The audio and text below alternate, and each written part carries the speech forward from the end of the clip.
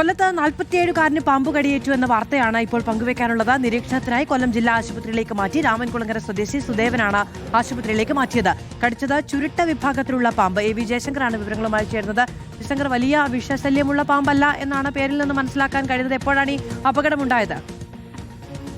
അതായത് മധു, രാവിലെയോടാണ് ഇത്തരത്തിൽ രാമൻകുളങ്ങര സ്വദേശിക്ക് പാമ്പ് കടി ഏറ്റതെന്നാണ് മനസ്സിലാക്കുന്നത്. പിന്നീട് ഈ ആംബുലൻസ് 108 ആംബുലൻസ് വിളിക്കുകയും ആശുപത്രിയിലേക്ക് കൊണ്ടുവരികയും ചെയ്തു. ഈ രാമൻകുളങ്ങര സ്വദേശി സുദേവനാണ് ഇത്തരത്തിൽ പാമ്പ് കടിയേറ്റെന്നൊരു സംശയമുള്ളത്.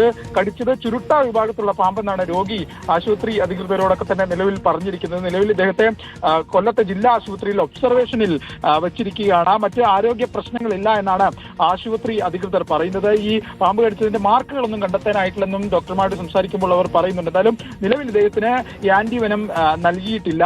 ഇദ്ദേഹത്തെ ഒബ്സർവേഷനിൽ വെച്ചിരിക്കുകയാണ്. സ്വാഭാവികമായി ഒന്നുമില്ല, ആശങ്കപ്പെടേണ്ട സാഹചര്യമില്ല എന്നാണ് ആശുപത്രി അധികൃതർ പറയുന്നത്. എന്തായാലും സുദേവൻ, 47 വയസ്സുള്ള സുദേവനാണ് ഇത്തരത്തിൽ കൊല്ലത്ത് പാമ്പ് കടിയേറ്റിരിക്കുന്നത്.